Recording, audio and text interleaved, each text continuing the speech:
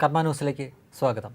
നമ്മുടെ കേരളത്തിലെ മലയാളി മാധ്യമ സ്ഥാപനങ്ങളിൽ ചിലതിലെങ്കിലും നല്ല തനി ഞരമ്പന്മാരാണ് കയറി ഈ റിപ്പോർട്ടർമാരുമായിട്ടും മറ്റുമൊക്കെ ഇരിക്കുന്നത് എന്നാണ് തോന്നുന്നത്. എന്താണെന്നല്ലേ, കേരളത്തിലെ ഒരു മുഖ്യധാര മാധ്യമം ഒരുപാട് വർഷം പത്രപ്രവർത്തനമൊക്കെ നടത്തി വലിയ പാരമ്പര്യമുള്ള പത്രമാണ്. അവർക്ക് ഇപ്പോൾ ചാനൽ കൂടിയുണ്ട്. അവർ കൊടുത്ത ഒരു വാർത്ത ഞാൻ നിങ്ങളെ കാണിക്കാം. ചുറ്റിക്കറക്കം, ഗ്ലാമർ വസ്ത്രം മറ്റുള്ളവരുടെ ശ്രദ്ധ തെറ്റിക്കുന്നു.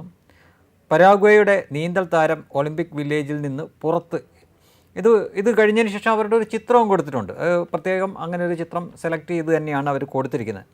അപ്പോൾ ഇങ്ങനെ ഒരു വാർത്ത അല്ലെങ്കിൽ ഇങ്ങനെ ഒരു കാർഡ് നമ്മൾ കണ്ടു കഴിയുമ്പോൾ ഒറ്റ നോട്ടത്തിൽ ഒരു ശരാശരി മലയാളി ഈ വാർത്തയിൽ നിന്ന് എന്താവും മനസ്സിലാക്കുക? ചിലതൊക്കെ മനസ്സിലാക്കാൻ വേണ്ടിയിട്ടാണ് അവരിങ്ങനെ തന്നെ വാർത്തയും ഇതുപോലൊരു ചിത്രവും കൊടുത്തിരിക്കുന്നത്. സുന്ദരിയായ പരാഗ്വേക്കാരിയായ ഈ നീന്തൽ താരം ആണുങ്ങളുമായി ചുറ്റിക്കറങ്ങുന്നു. ആണുങ്ങളായ മറ്റു താരങ്ങളെ തൻ്റെ പ്രലോഭനപരമായിട്ടുള്ള വസ്ത്രദാനത്തിലൂടെ ശ്രദ്ധ തെറ്റിച്ച് മറ്റെന്തെങ്കിലുമൊക്കെ കുത്സിത പ്രവൃത്തി ചെയ്യുന്നു. അതിനാൽ സദാചാരബോധമുള്ള ഒളിമ്പിക്സ് കമ്മിറ്റി അവരെ മത്സരങ്ങളിൽ നിന്ന് പുറത്താക്കുന്നു എന്നൊക്കെയല്ലേ തോന്നുക. എന്നാൽ ഈ ചിന്തിച്ചതോ അല്ലെങ്കിൽ ഇതുപോലെ ചിന്തിക്കാൻ പ്രേരിപ്പിക്കുന്ന തരത്തിൽ ഈ വാർത്ത ഇങ്ങനെ പടച്ചുവിട്ടതും യാഥാർത്ഥ്യവുമായിട്ട് ഒരു ബന്ധവുമില്ല. ഇനി എന്താണ് യഥാർത്ഥത്തിൽ സംഭവിച്ചെന്നല്ലേ? ലുവാന അലോൺസോ എന്നാണ് ഈ നീന്തൽ താരത്തിൻ്റെ പേര്. ഇവർ പരാഗ്വേ എന്ന രാജ്യക്കാരിയാണ്, അവിടുത്തെ നീന്തൽ താരമാണ്. പക്ഷേ ഇവർക്ക് സെമി ഫൈനലിൽ ഇവർ ക്വാളിഫൈ ആയില്ല.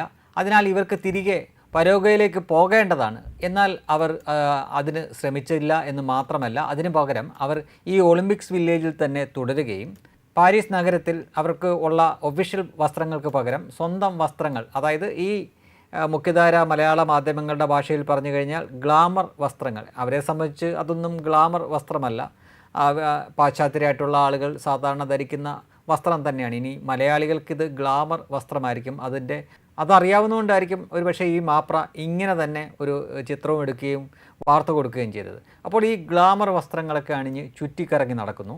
ഇനിയുള്ള മത്സരങ്ങൾക്കുള്ള മറ്റ് താരങ്ങളെ കൂടി, അതായത് ആ കൂട്ടത്തിൽ ആണുങ്ങൾ മാത്രമല്ല സ്ത്രീകളുമുണ്ട്, അവരെ കൂടെ തൻ്റെ കൂടെ കറങ്ങാൻ ക്ഷണിക്കുകയും അവരുടെ ഫോക്കസ് പ്രാക്ടീസിൽ നിന്നൊക്കെ മാറി മത്സരങ്ങളിൽ നിന്നും വ്യതിചലിക്കുകയൊക്കെ ചെയ്തതിനാൽ പരാഗ്വേ ഒളിമ്പിക് കമ്മിറ്റിയാണ് അവിടെയാണ് ശ്രദ്ധിക്കേണ്ടത്, അല്ലാതെ പാരീസ് ഒളിമ്പിക്സ് കമ്മിറ്റിയല്ല. ഈ ഒളിമ്പിക്സ് നടത്തുന്ന ആളുകളല്ല. ഇപ്പം നമുക്കും ഇന്ത്യക്കും ഉണ്ട് ഇന്ത്യൻ ഒളിമ്പിക്സ് കമ്മിറ്റിയൊക്കെയാണ്, അതിൻ്റെ തലപ്പത്തിരിക്കുന്നത് PT ഉഷയൊക്കെയാണ്. എന്ന് പറഞ്ഞ പോലെ ഈ പരാഗ്വേ എന്ന ആ രാജ്യത്തിൻ്റെ ഒളിമ്പിക്സ് കമ്മിറ്റിയാണ് ഇവരെ നാട്ടിലേക്ക് പറഞ്ഞയച്ചത്. പക്ഷേ ഈ സംഭവത്തിന് സദാചാരവുമായോ ലൈംഗികതയുമായോ ഒന്നും ഒരു ബന്ധവുമില്ല. ഇതിൻ്റെ യഥാർത്ഥ വാർത്തയും ഈ മുഖ്യധാര മലയാള മാധ്യമം കൊടുത്ത ഈ ചിത്രവും അവരുടെ തലവാചകവുമായിട്ട് യാതൊരു ബന്ധവുമില്ല.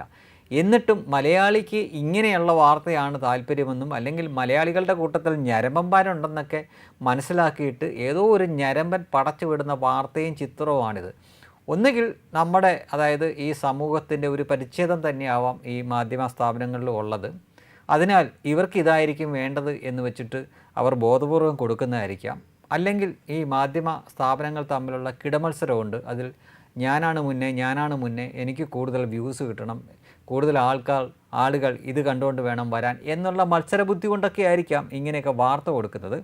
ഒരു കാര്യം ശ്രദ്ധിക്കുക, ഇത് തന്നെയാണ് ഇവിടെ ബഹുഭൂരിപക്ഷം മാധ്യമ സ്ഥാപനങ്ങളിലും നടക്കുന്നത്. വാർത്തയും യാഥാർത്ഥ്യവുമായിട്ട് യാതൊരു ബന്ധവും കാണില്ല.